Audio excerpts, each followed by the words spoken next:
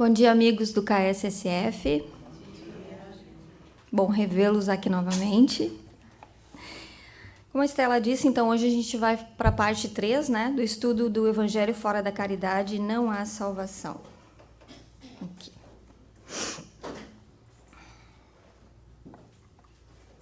Tem tanta capa esse estudo, vamos para a segunda capa agora, né? Capítulo 15, então. O que nós vamos ver hoje? Hoje a gente vai ver fora da igreja não há salvação, fora da verdade não há salvação e fora da caridade não há salvação. São os 3 tópicos para a gente finalizar essa parte 3 do Evangelho, do capítulo 15. São Cipriano, bispo do século III, também dizia isso, né? Que ninguém poderá alcançar a salvação e a vida eterna se não tiver Cristo como cabeça, e ninguém poderá ter Cristo como cabeça se não fizer parte de seu corpo, que é a igreja, ou que era a igreja, né? A gente tem que conceitualizar aqui a coisa como fazendo parte de 2000 anos atrás. Nessa época, o que tinha mais valor? Onde é que estava o poder? Quem é que mandava? A igreja, exatamente. A igreja fazia naquela época o que hoje a gente chama de governo e de Estado faz, né? Então, naquela época, realmente, para fazer parte de um grupo, a gente não tinha muita opção. Hoje nós continuamos tendo igrejas ainda, nós temos seitas, nós temos várias vertentes das quais nós podemos escolher e fazer parte, ou de nenhuma, desde que a gente carregue conosco o ensinamento do Cristo.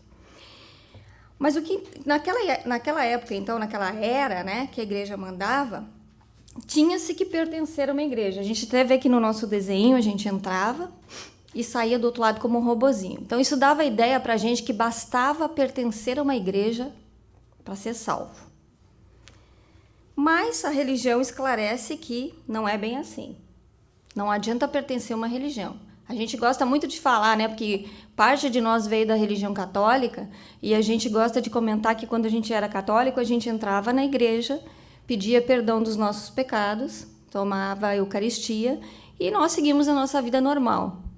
E nós mesmos nos perdoávamos, porque durante a semana a gente ia lá e fazia tudo de novo, e no final de semana seguinte nós estávamos lá e tomávamos a Eucaristia e seguia tudo igual. Então a gente vê que se nós continuamos nesse automatismo de eu peço perdão e eu continuo igual, independente de ser dentro da igreja católica, eu estou citando a católica porque eu vim da católica, mas não estou falando mal de forma alguma, não tomem as minhas palavras de forma errada. Na verdade, foi justamente isso que nos alertou para o fato de que, se eu continuo cometendo o mesmo erro, não adianta pertencer a igreja nenhuma. É esse o fato que eu gostaria que vocês atentassem aqui.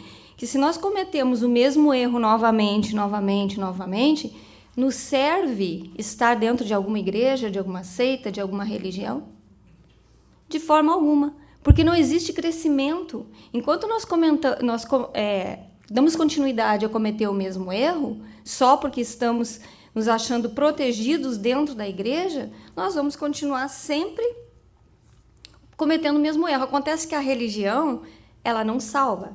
E é isso que a gente vai ver mais adiante, que não é a religião que salva, que não é a igreja A ou a igreja B que salva.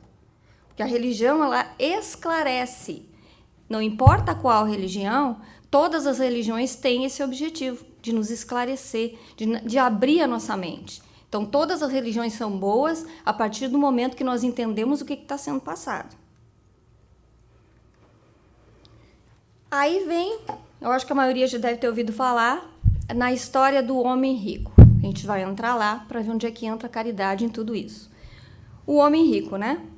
Na passagem da Bíblia, que tem mais de uma interpretação, só para colocar rapidinho aqui, o homem rico chega para Jesus, e ele era um homem bom, rico e bom, e ele diz para Jesus, o que falta para ele ser salvo, para ele entrar no reino dos céus, para ele fazer parte do grupo que seguia Jesus? E Jesus fala para ele, vai citando algumas das coisas que ele tem que fazer. Todas as coisas que ele diz, fazer caridade, ser bondoso com os outros, ser justo, tudo isso ele já fazia. Então ele diz, mas tudo isso eu já faço, mestre. O que mais que me falta? Aí Jesus diz para ele, então, vai e vende todos os teus bens, doa, né? E depois retorna. E ele, sem dizer uma palavra, ele vira as costas e vai embora. Aí Jesus se volta para os discípulos e diz: é mais fácil passar o camelo pelo fundo de uma agulha do que entrar o rico no reino de Deus. Essa passagem da Bíblia, para começo de conversa, tem mais de uma interpretação, né? Tem várias, na verdade. Cada um interpreta do jeito que melhor lhe serve. Mas as duas mais básicas é que a figurinha da direita aqui vocês podem ver uma passagem bem estreitinha. Essa era a chamada agulha que ficava no fundo dos templos da época. Então, realmente, ela era muito estreita. Era uma pequena passagem de luz. E o camelo também era o nome dado a uma corda muito grossa usada pelos marinheiros para ancorar os barcos. Então, há uma vertente, uma versão de que passar o camelo pelo fundo da agulha queria dizer passar aquela corda grossa numa passagem estreita como aquela. E uma outra vertente que leva ao pé da letra, que diz que, realmente, se nós formos ricos e não quisermos nos livrar dos nossos bens, então nós não vamos entrar no reino do céu também. Independente de uma ou de outra, a gente tem que entender o seguinte: nenhuma das duas ela deve ser interpretada ao pé da letra, porque Jesus falava por parábolas. E a gente tem que entender que isso era feito há muitos e muitos anos, há mais de 2000 anos. Então, existe toda essa questão de traduções, de trazer para o nosso presente. Talvez a gente não consiga ter uma noção nem perto do que era a época em que Jesus ensinava. A gente imagina como é que a gente viu filmes, a gente lê, mas uma noção como estar lá dentro, se nós pudéssemos nos transportar, é que a gente poderia realmente falar com conhecimento de causa de como eram as coisas naquela época. Mas uma coisa nos faz pensar. Se Jesus está dizendo que de qualquer forma a gente não pode entrar no reino dos céus, porque a gente é rico, isso é claro se eventualmente alguém for rico, eu não sou, tá? Então eu já estou fora desse daí, mas se alguém aqui for rico, fique tranquilo, não precisa se desfazer dos seus bens. Vamos analisar isso de uma forma mais contemporânea. O que Jesus queria dizer? Porque inclusive, se a gente der continuidade eu ia até colocar o filme, mas ele é curtinho para essa passagem, mas a passagem mais importante não está nesse pedacinho que eu ia colocar, mas resolvi não colocar. Que é que o homem rico é bom, vai embora e uma semana depois ele morre. Então, quer dizer, era mais ou menos como um teste de Jesus para ele. Se ele tivesse largado tudo naquele momento, ele já teria vencido ali os testes todos das próximas encarnações. Porque ele não sabia que lá na frente, uma semana, 10 dias depois, ele iria morrer. Mas ele morreu. E o que foi feito dos bens dele? Ele não levou junto, a gente não vai levar nada daqui. Então, e por isso que eu disse que é difícil a gente se colocar naquela época. Então, o que Cristo quis dizer com isso? Que nesse caso, se desfazer dos bens não são só bens materiais. Nós devemos entender hoje que Jesus se referia às dificuldades apresentadas por uma pessoa que acumulava bem em excesso e que ela, não tendo capacidade de reconhecer a finitude e a futilidade dos seus bens, ela não foi capaz de se livrar deles. Mas a gente também tem que entender aqui, a lição aqui também é se desfazer de apegos, tanto sentimentais quanto os materiais. Porque Jesus falava dos bens materiais, mas quais são os nossos bens hoje? Do que nós somos ricos? De muitos apegos, de muitas necessidades fictícias que a gente pensa que tem, mas não tem. Tipo, eu preciso do melhor carro do ano, eu quero o Apple desse ano, e coisas do gênero. A gente vai criando necessidades que, na verdade, ela não existe. A gente quer a roupa da marca tal, a gente quer a casa melhor. Não tem nada de errado em querer isso, desde que a gente saiba trabalhar isso dentro de nós, que a gente saiba reconhecer que, na verdade, quando nós formos daqui, nós vamos despidos de todos os nossos bens materiais. Nós só vamos levar daqui a nossa consciência. Ela é o nosso juiz. Nós não vamos ficar sentados, como no filme No Alto da Compadecida, e vai num tribunal onde Jesus, Maria e Deus vão estar lá para nos julgar. É a nossa consciência que vai nos julgar. Então, não tem problema da gente ter bens. Até porque quem são as pessoas que mantêm uma casa como essa, por exemplo? Não são as pessoas que são prósperas, que têm condição, ganham o suficiente para se manter e, graças a Deus, conseguem no final do mês fazer uma doação. Para uma entidade como essa, para uma igreja, para uma fraternidade sem fronteiras que não tem vínculo nenhum com religião, com algum vizinho. Às vezes a gente ajuda as pessoas de fora e não ajuda o nosso vizinho que está passando necessidade. Tem gente que enxerga, reconhece e faz essa doação, faz essa ajuda. E isso falando do aspecto material e financeiro, porque a caridade ela tem muitos aspectos que a gente vai vendo aqui mais adiante.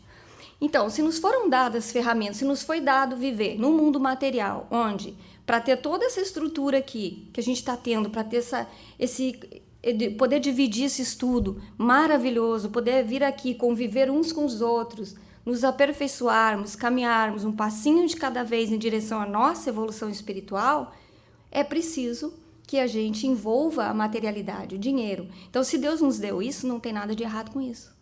Mas vamos saber trabalhar com essa massa aí que Ele nos deu, né? Com esse cimento, com esse tijolo que Deus nos deu, para que a gente saiba dividir isso com as pessoas também.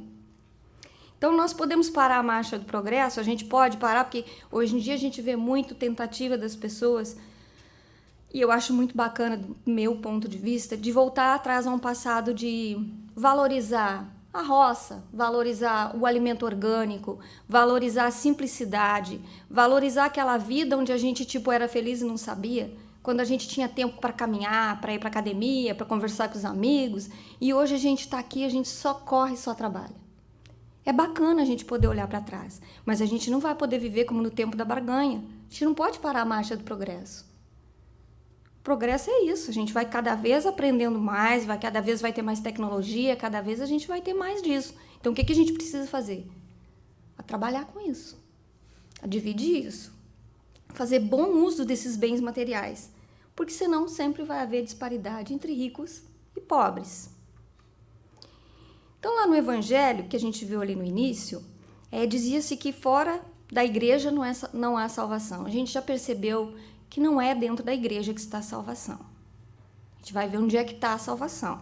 Então, mais adiante, já moderno, um pouquinho mais adequado, a gente vê que dentro do mesmo, ainda dentro do Evangelho, a parte que fala que fora da verdade não há salvação. Já soa melhor, né? Porque verdade é verdade, certo? Não totalmente. Exato, alguém aqui disse não. Não totalmente. Porque a verdade tem muitas nuances. A minha verdade provavelmente não é a mesma de cada um de vocês que está aqui. Depende a que eu estou me referindo. Pode ser que muitos de nós tenhamos a mesma ideia a respeito de alguma coisa e aquilo ali seja a nossa verdade. Tá tudo certo? Mas a verdade não é única. Então, a religião ou a seita que de alguma forma pretende ser a dona da verdade, estaria fazendo o que conosco? Nos separando e não nos unindo. Porque a igreja A pensa que a verdade está no que é ensinado na igreja A. A igreja B pensa que a verdade é o que está sendo ensinado na igreja B. E assim sucessivamente, cada um vai se achar dono da verdade. O que isso faz? Nos afasta novamente, não nos une. Porque cada um de nós procura a verdade. Mas, de novo, está procurando aonde? Fora. Na igreja, na seita, na religião. Então, eu acho que aqui, a verdade aqui também equivaleria ao fora da igreja. Seria exclusivista e perpetuaria antagonismos. Nós vamos continuar não batendo uns com os outros porque não fecha. Então, vamos seguir a nossa caminhada. O que o Espiritismo diz? O que ele diz? Ele não diz que fora do Espiritismo não há salvação. A gente nunca leu isso em lugar nenhum.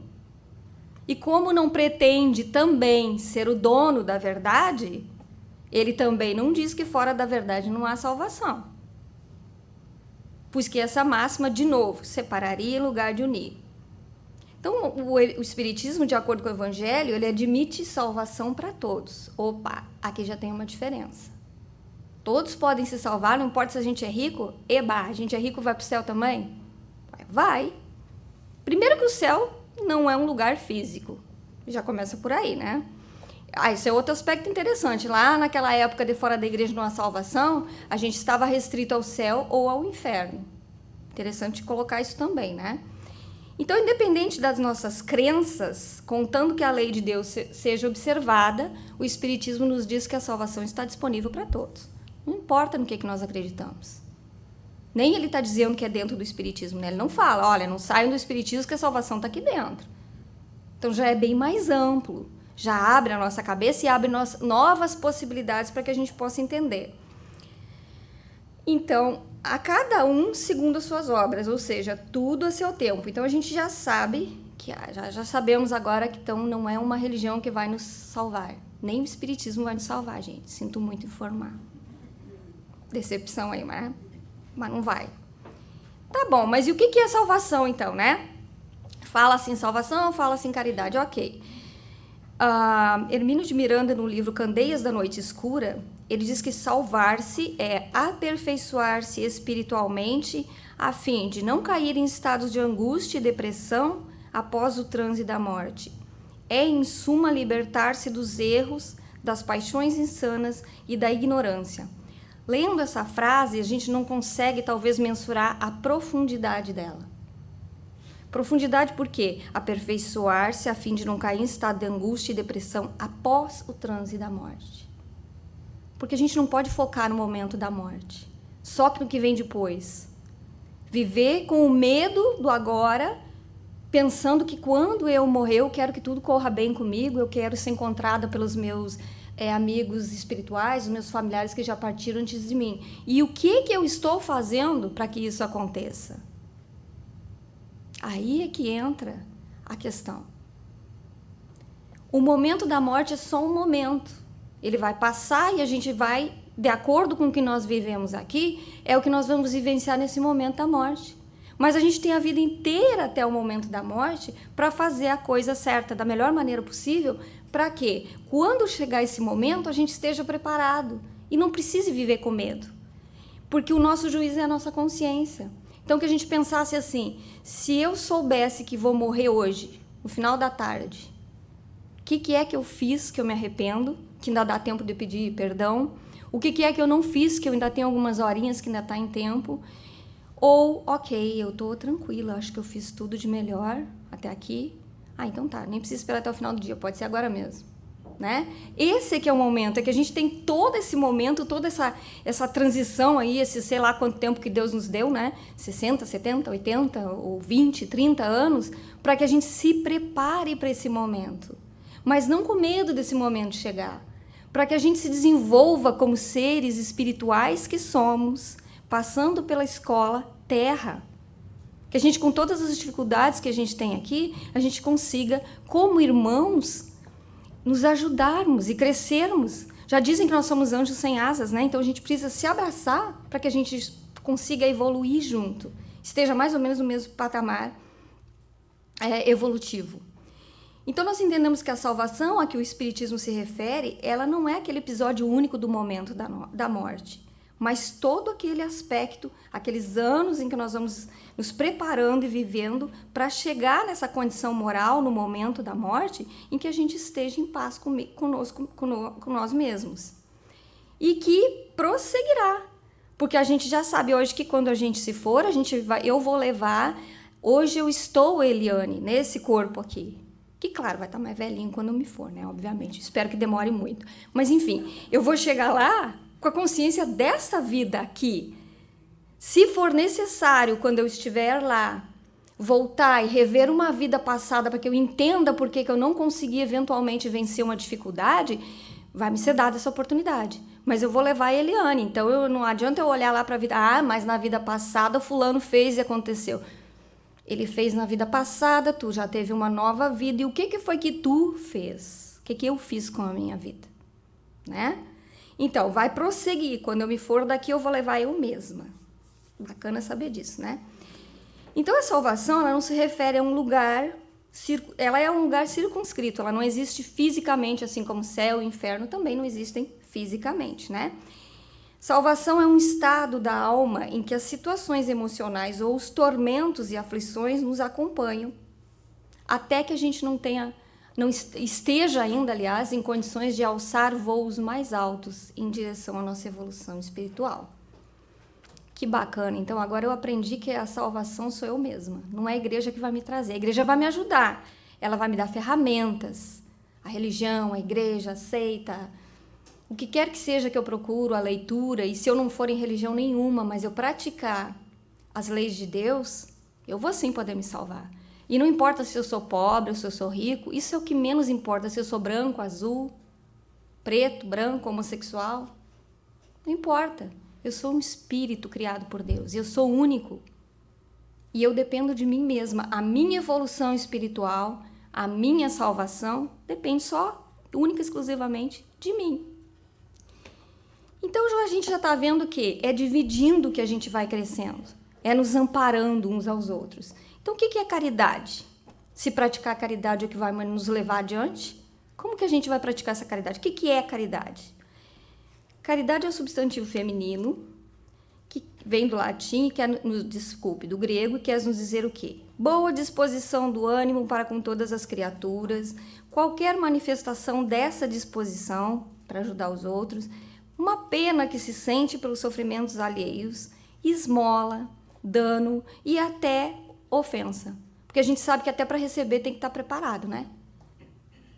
Mas isso é uma outra história que a gente não vai colocar aqui, porque senão nós vamos discorrer demais. Vamos adiante aqui. Bom, então, obviamente que a ação da caridade, se unir em torno de um objetivo comum para ajudar uma entidade, por exemplo, ou na caridade também sendo feita como voluntariado, que tem um valor enorme, porque aquelas pessoas que não têm nada sobrando, elas podem pensar, nossa, então eu não estou em condição, eu não sou uma pessoa próspera, eu não sou rica, eu não posso ajudar ninguém. Pode? Claro que pode. Às vezes ajuda mais do que quem tira o dinheiro do bolso, não desfazendo de quem tira, porque quem tem dinheiro sobrando, é fácil colocar a mão no bolso e doar. Agora, envolver-se, comprometer-se, ir lá fazer o trabalho, isso depende de doar o que nós temos de melhor, que todos nós temos. O nosso tempo, o nosso talento, a nossa boa vontade em fazer um trabalho de cunho voluntário. Um trabalho de caridade mesmo, aquele trabalho que vai se fazer sem buscar um pagamento, nenhum tipo de pagamento, na verdade, né? Não apenas monetário, mas nenhum tipo eu vou fazer porque, acreditem ou não, né? Mas já houve época em que a gente comprava um terreninho no céu. E aí os que não podiam comprar, barganhavam. Ah, não, mas então eu vou fazer isso aqui porque eu não tô com dinheiro para comprar um terreno, mas eu vou fazer porque eu tenho que pensar lá na frente, né? Aí não, porque a gente tá fazendo com o quê? Com o objetivo de ter algum retorno de volta. E o único retorno de volta que a gente pode ter sem vergonha nenhuma é o nosso retorno de olhar para trás e dizer, uau, hoje eu estou um pouquinho melhor do que ontem. Hoje eu já reagi melhor na situação tal e tal, que antes eu reagia, né, irritada, estressada, coisa assim. Hoje eu já penso um pouquinho melhor. Antes eu não pensava em doar pro carinha que está na esquina, porque eu achava que ele podia muito bem estar trabalhando como eu, não é? Ao invés de estar ali pedindo. Mas hoje, quando eu pego aquele dinheiro e dou para ele, eu sei que não tem volta. Então, tá dado, tá doado. A minha responsabilidade é em doar para ele. O que ele vai fazer com esse dinheiro é responsabilidade dele. Porque eu não fiz. Se ele falou para mim que ele quer para comer, mas ele usar para beber, mas ele falou para mim que queria para comer. E eu acreditei, e eu doei porque ele queria para comer. Então, eu não estou esperando nada de volta. Essa disposição pessoal, essa sensibilização que a gente sente é o que faz a gente crescer, é o que faz a gente seres humanos. Então, esse é um processo mecânico quando pessoas se unem para praticar a caridade. Mas ele é o primeiro passo, porque até aquele momento em que eu jamais imaginei me juntar a um grupo de pessoas para praticar a caridade, para fazer alguma coisa, eu sequer imaginava que eu colocaria em ação a palavra caridade. Então, é um primeiro ponto, é um primeiro passo quando a gente se reúne em volta de um bem-estar comum para ajudar os outros. E dali para frente, a gente só vai crescendo. Aí lá na questão 896, eles perguntam assim, qual que é o verdadeiro sentido da palavra caridade, então, como Jesus a entendia? Ah, legal, porque Jesus tinha um conhecimento muito maior do que nós temos hoje, todos juntos aqui, né? Então, benevolência para com todos, indulgência para com as imperfeições alheias e perdão das ofensas. Imagina que perdoar as ofensas é uma das coisas mais difíceis que tem. E a gente tem uma dificuldade maior ainda quando essa ofensa vem de alguém que se ama. É ou não é ter caridade com alguém que nos fez mal, a gente não desejar o mal de volta para a pessoa?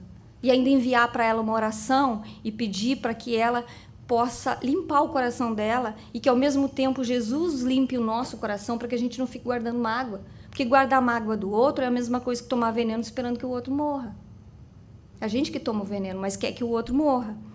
Então Jesus utilizava isso, benevolência para com todos, ou seja, não julgamento. A gente julga sem querer, em pensamento, em atitudes, em ações. Muitas vezes a gente julga e pensa assim, nossa, como eu sou boa, aprendi a não julgar, mas lá no fundo tá pensando, não falou, mas tá pensando, né? Mas já teve consciência, então já deu um passo. Ser indulgente com as pessoas. Os outros cometem erros, nós também cometemos. Com a mesma medida que eu julgar alguém, eu vou ser julgado também. Então é melhor eu ser indulgente com o outro, para que o dia que eu praticar erro, o outro seja indulgente comigo também. E perdoar as ofensas do outro era tão simples o que Jesus ensinou, né? E a gente tem tanta dificuldade ainda hoje. Mas enfim, Jesus então nos ensina que a caridade está acima de tudo. Acima da religião, acima de qualquer verdade que qualquer religião ou pessoa ou vertente possa dizer que aquela é a verdade absoluta, porque não existe verdade absoluta. Acima de qualquer nível de escolaridade, de classe social, cor de pele, opção sexual, ela é independente. Caridade é por ela própria. Ela tem vida própria. Ela também tem suas diversas nuances, como a gente falou, seus 50 tons de cinza, né? A gente falou aqui, caridade da mesma forma que a salvação, se a gente for perguntar para cada um vai dizer diferente, porque cada um vai ter a sua noção, cada um sabe o momento em que se encontra, que é onde já aprendeu alguma coisa a respeito de caridade. Alguém vai dizer, olha, caridade para mim é quando eu vou lá no meu closet e eu pego um monte de roupa que eu não estou usando, boas essas roupas, mas eu pego esse monte de roupa que eu não estou usando e eu dou para alguém. É caridade. Não tem nada de errado com isso. Certo? Caridade para mim o que é? Eu sou apegada demais nas minhas roupas, mas eu prefiro doar dinheiro do que me desfazer daquela blusa que eu usava 20 anos atrás, porque eu sei que eu vou emagrecendo, eu vou caber nela. Então deixa ela quieta lá no roupeiro. Eu vou doar dinheiro. Perfeito também, tem nada de errado com isso. Mas o que acontece quando a gente doa do que a gente tem, não do que está sobrando? É uma coisa simples. Quando alguém bate na tua porta e tu tem 2 fatias de pão e alguém te pede. É difícil isso acontecer na América, né? Mas eu tô falando que quando eu era criança acontecia. A minha mãe pegava e dividia o pão que tinha e passava lá a chimia. A gente chamava de chimia, né? Chimia, geleia e tal. Aí a criatura lambia, que a gente ia atrás ver, né? E jogava fora o pão. Dava uma raiva na gente. A gente voltava pra mãe e dizia, mãe, a senhora não pode doar de novo, porque ele vai lá e joga fora. Só pega a parte boa e joga o resto fora. Ele tá tirando da gente. Mas é engraçado que é uma situação boba, corriqueira do dia a dia, mas ela dividia do que nós tínhamos. Então, aí que tu vê que é interessante o desprendimento da pessoa de pensar assim, poxa, mas eu só tenho 2 fatias de pão, como é que eu vou dar uma? É mais difícil, requer um maior grau de desprendimento doar do que nós estamos usando, do que nos falta. E era isso que dizia, São Francisco dizia, né? Acho que era na oração de São Francisco que tinha. Que é dando que se recebe. Né? Quer dizer, quanto mais a gente dá, porque nunca nos faltou o pão. Não é porque ela dividiu o nosso pão e a nossa geleia, nunca nos faltou o pão e a geleia. Então aí a gente tem uma noção um pouquinho melhor, numa coisinha boba e simples, num exemplo bobo e simples do que vem a ser a caridade realmente. Sendo que nenhuma delas está de forma nenhuma errada. Então, o que é a caridade? O que a gente está começando a chegar aqui num ponto em que o que vem a ser caridade? Caridade é colocar o amor de Cristo em primeiro lugar. É dividir com os outros. Isso é caridade. É que a gente se ajude, porque a gente, em determinado ponto, a gente pensa assim, que esse mundo em que nós vivemos é tão injusto, porque que uns têm tanto e outros têm tão pouco. Em algum momento, provavelmente quase todos nós pensamos isso. Mas é justamente por isso. Não é caos, não tem nada de errado, está tudo no seu absoluto lugar. Se todos nós estivéssemos no mesmo nível financeiro e evolutivo, não teria nada que ensinar uns aos outros. Então, são aqueles que estão um pouquinho mais evoluídos, aqueles que têm um pouquinho mais de condição financeira, que vão poder ajudar aqueles que estão numa condição mais difícil no momento. E essas vai e vem, que a gente vai e volta, é o amor de Cristo, mais uma vez, é o amor universal nos sendo dado como presente, porque se não deu para aprender nessa, a gente vai vir e vai aprender de novo na outra. Na frase fora da caridade não há salvação, segundo Allan Kardec, estão contidos todos os destinos do homem sobre a terra e o céu. Não tem muito que a gente discorrer sobre isso, porque é aqui que a gente vê. Praticar a caridade. Vai ter sempre essa disparidade enquanto nós estivermos aqui. Num futuro mais adiante, em outros planetas mais evoluídos, isso já não vai existir mais. E quando nós formos para lá, vai ser porque a gente já aprendeu essa lição aqui. Então, o próprio Chico dizia que se Allan Kardec tivesse escrito que fora do espiritismo não há salvação, ele mesmo teria ido por outro caminho. Graças a Deus, ele escreveu fora da caridade. O que caridade é aqui? Um sinônimo do amor. Um sinônimo do amor de Cristo. Vejam que até ele, porque a gente diz que o espiritismo é o quê? É um tripé.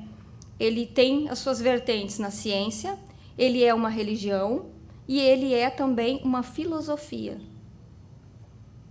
Cada uma dessas partes é importante para nós. Quando a gente vem, normalmente pelo amor, pela primeira vez com o centro espírita, para procurar consolo, o que é que a gente recebe aqui?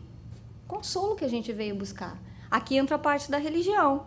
Quando nós começamos a estudar, entra a parte moral, que é a filosofia. E por algum tempo a gente não deu muita importância para a parte da ciência, até porque o espiritismo se desenvolveu muito no Brasil. E o Brasil não é um país que tem uma tradição em ciência. Mas isso tudo está mudando. A gente vai ver mais adiante aqui, ó.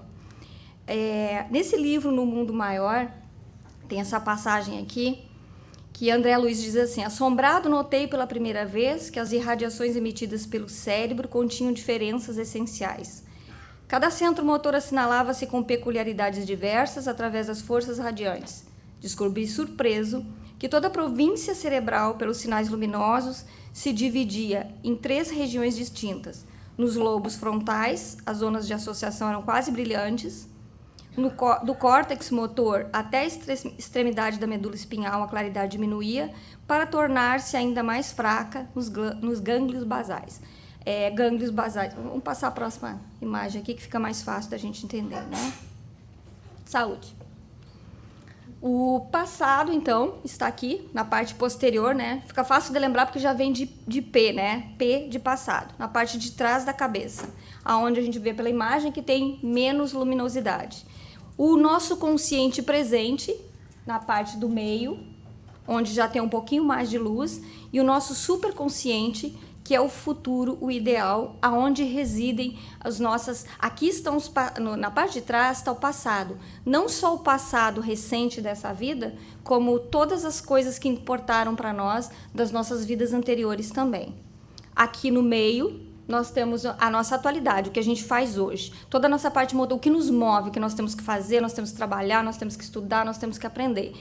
E na parte frontal, na nossa frente, aqui no córtex frontal, está a parte mais nobre, onde estão todos os nossos sentimentos mais puros e verdadeiros, onde está o nosso amor filial, onde está aqueles que não têm filho, mas que sente amor por um animalzinho, como se fosse da própria família, aonde está os nossos ideais mais nobres, aonde a gente faz pelo outro, realmente sem intenção de colher nada em troca. Tem um brasileiro, ele chama João Ascenso. Olha que até no nome ele já está acendendo, né? Ascenso. Ele é psicólogo, pesquisador no Rio de Janeiro, fez mestrado no King's College em Londres. Ele realizou um trabalho científico que traz uma prova científica sobre essas informações fornecidas por André Luiz nesse livro que a gente olhou aqui.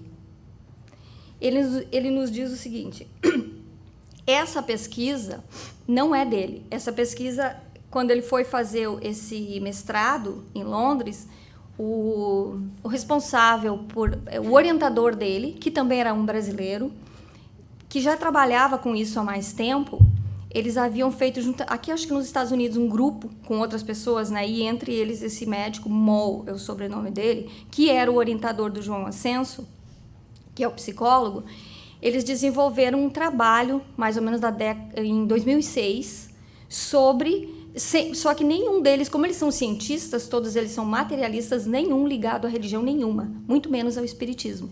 Eles, em 2006, eles desenvolveram esse trabalho que tinha a ver com todas essas coisas que foram ditas na década de 40, mais precisamente em 1947, quando o livro foi escrito. Esse trabalho que eles realizaram foi comprovado. Aí agora a gente já tem os diagnósticos por imagem, né? Então essa pesquisa foi feita dessa forma. O que o João fez? Ele, em 2010, ele começou a estudar. Desde ali de 2006, ele começou a estudar sobre isso. E em 2010, ele mesmo começou a dar palestras e a divulgar o trabalho dele também a respeito disso. Só que ninguém antes havia feito isso com uma visão espírita. E o Dr. João Ascenso, ele é espírita. Então, ele foi buscar esse elo entre o que André Luiz dizia, né, através do mentor Calderaro, nesse livro, e o que a ciência comprovou 60 anos depois, através de um estudo feito com cientistas. Por isso que eu disse que agora está começando a mudar essa questão de vir à tona essa questão científica, porque agora a gente já tem mais material, a gente tem penetração em outros países, como aqui nos Estados Unidos, como Londres, e a gente vai começar a desenvolver mais. Porque o que a ciência faz? Qual é a importância da ciência? Nos comprovar o que o espiritismo já dizia. Porque para os céticos, ler ali não é o suficiente, a gente precisa ir mais adiante. A gente quer uma comprovação, não é assim? Minha mãe dizia que eu era igual a São Tomé. Ao invés de crer para ver, que é o que manifesta o milagre, né? É crer, porque se eu creio ele acontece. Ela dizia que eu era o contrário, que eu ficava esperando tudo acontecer. Por isso que as coisas não aconteciam. Aí a pessoa precisa viver 40 anos, a mais, né, claro, para entender isso. Que sou eu que faço o meu milagre, que a hora que eu me mexer, que eu fizer por mim, e eu decidir, eu vou adiante.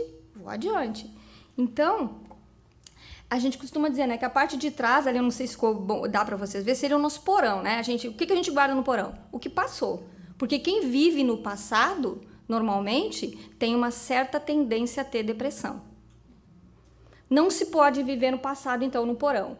Na parte social, que é a nossa atualidade, eu também não posso viver só aqui e o agora. Porque senão eu vou virar um workaholic e eu vou esquecer de ser feliz. Porque eu vou correr tanto trabalhando, tanto fazendo coisa, inclusive trabalhos voluntários. A gente tem que ter o tempo pra gente. Porque quando eu der esse tempinho aqui, aí eu vou estar deixando um espacinho para eu chegar lá no sótão, que é aqui na frente, ó, que é a minha parte nobre. Porque quando eu paro, estudo, penso e realizo coisas para mim, saio um pouquinho do ambiente do trabalho, da correria, do dia a dia, é aqui que está acontecendo a preparação para o meu futuro. Então, quando o Dr. João Ascenso fez esse trabalho, foram apenas 3, ele divulga esse trabalho, né? Foram apenas 3 perguntas que foram feitas para voluntários esses que estavam dentro de uma máquina de ressonância magnética. E eles só teriam que dizer o seguinte, sim ou não, para essas perguntas que foram realizadas. Foi o que comprovou tudo o que André Luiz dizia lá em 1947. Que a gente está citando apenas uma das coisas, né? Tem o DNA e tem tantas outras coisas que o André Luiz trouxe para nós, que é a parte que mais explica com relação à parte científica. Então, essas 3 perguntas eles tinham que responder sim ou não, os voluntários desse trabalho. E esses voluntários estavam dentro da máquina de ressonância magnética, eles perceberam que quando a pessoa respondia sim, vocês podem ver ali que na pergunta número 2, né? A 1 é se a pessoa queria receber dinheiro de graça, a 2 é se ela queria fazer uma doação para uma instituição de caridade, mas só para o fim do estudo. Ou seja, lá no fundo a gente sabia que não ia precisar doar mesmo, era só responder se a gente queria. Talvez até a pessoa pensasse, se eu tivesse muito, eu queria, né? O que tem? Se eu tivesse muito, não vai fazer falta, né? No 3, ele perguntava, agora mudou, né? Agora aqui é fazer uma doação de verdade. $100 vão sair da sua conta corrente. Através das imagens que eram mostradas, não precisa ir muito longe, não precisa discorrer muito sobre o assunto. Todos aqueles que responderam sim para as perguntas 2 e 3 principalmente, que são as perguntas que estão ligadas a parte frontal do nosso cérebro, a resposta sim para essas perguntas fazia brilhar a parte da frente do cérebro. E isso tá lá, registrado para quem, né, para quem quiser ver, para quem quiser ler. Inclusive, esse trabalho foi publicado aqui nos Estados Unidos, num jornal muito conhecido na época, acho que era no Washington Post, se não me engano. Então, eles viram que tinha tudo a ver com esse trabalho. Em cima desse trabalho aqui foi que o Dr. João Ascenso começou a fazer as palestras e as pesquisas dele e a divulgar isso dentro do meio espírita também, para que a gente visse que é físico, é que nem a glândula pineal, é orgânico, é físico, se pode chegar lá. Então, através desse trabalho aqui, ele pôde comprovar, pôde fazer esse link e comprovar tudo que o Espiritismo falava para nós. E tem esse livro aqui que chama O Cérebro Triuno, que fala exatamente de lá para cá, então já veio falando com relação ao cérebro físico, né? Nesse livro Triuno, que também é em parceria com um dos... Não sei se dá para ler ali. Um dos autores é o Dr. Décio Andoli, que, por sinal, está vindo aqui nessa casa mês que vem. Yes, né? A brilhantar aqui as comemorações do aniversário do KSSF. Ele vai estar aqui dando palestra. Nesse trabalho, que foi com esses 3 autores, eles abordam justamente a concepção desse cérebro triuno. Por que triuno? Por causa dessas 3 partes que eles identificaram. Passado, presente e futuro, menos brilho, um pouquinho mais de brilho, bastante brilho, né? Essa noção que eles têm desenvolve a visão de 3 regiões. E esse livro ele é muito interessante porque ele foi baseado em função de todos esses estudos anteriores e do livro do André Luiz também. Então, o que vem a ser salvação para nós espíritos? De tudo que a gente viu aqui. Como disse Emmanuel, salvação não é ganhar o reino dos céus, não é o encontro com o paraíso após a morte. É a libertação de compromisso, é o cumprimento de débitos. E ele é um processo. E a gente aprendeu hoje como é que a gente faz esse processo. Que é deixando de ser egoísta, de olhar só para nós mesmos, começarmos a olhar para os nossos irmãos. E uma coisa importante que é legal colocar aqui é que... Oi? Ok. É colocar o fato de que normalmente é difícil para a gente desenvolver a caridade com os nossos irmãos encarnados dentro da própria casa, que é onde nós temos as nossas maiores dificuldades. Porque os amigos a gente procura por afinidade, porque a gente já gosta, porque a gente já tem uma história com eles. E a gente acha que os que estão dentro de casa é mais difícil. Então, a gente às vezes não olha para quem está dentro de casa e vai olhar para quem está fora. É mais ou menos como eu quiser fazer a caridade para fora e não fazer comigo mesma. Em primeiro lugar, eu preciso me amar, me respeitar, entender as minhas sombras, as minhas dificuldades e me colocar numa posição de estar em condição de ajudar o outro. Lembra a história da máscara? Eu sempre falo isso, a máscara no avião, né? Se houver despressurização da cabine, coloque a máscara em você mesmo e depois no outro. Então, salvação para a gente é um processo, é o não julgar nem quando se doa e nem quando se faz alguma coisa pelo outro. Kardec disse que reconhece-se o verdadeiro espírita pela sua transformação moral e pelos esforços que se faz para dominar as más inclinações. Transformação moral e esforços é isso que a gente veio fazer aqui, é o resumo do nosso estudo de hoje. Praticar a caridade, ser caridoso com aquelas pessoas que nos trazem dificuldade, orar por aquela pessoa. Se somos nós que temos problemas com o outro, porque normalmente é sempre o outro que tem com a gente, né? Mas se somos nós, que às vezes a gente se reconhece como tendo problema de relacionamento com outras pessoas, com o chefe, com o pai, com o filho, com a mãe, enfim, que a gente peça, então, que Jesus ajude a limpar o nosso coração. A oração é o nosso caminho mais curto com Deus. Quando a gente se conecta com Ele, a gente faz uma oração direto e pede, a resposta sempre vem. Às vezes é tão difícil dizer, não precisa nem pedir perdão no primeiro momento. Mas a gente gostaria, com certeza, de ser perdoado quando a gente comete falhas e a gente percebe que magoou o outro. Então, se a gente não tiver condições de perdoar alguém, que a gente estará fazendo caridade pelo outro, mas em primeiro lugar por nós mesmos. Porque sempre fica um pouquinho de perfume nas mãos de quem dá. Então, o convite é esse, para que a gente saiba, que a gente tente colocar em funcionamento sempre aquilo que a gente estuda, que aquilo deixe de ser apenas um estudo, mas passe a se tornar um verbo, colocar em ação. esse era o nosso estudo de hoje. Espero que vocês tenham gostado, que todos tenham um bom dia. Lembrando que um pequeno pensamento pela manhã pode mudar todo o nosso dia. Obrigada.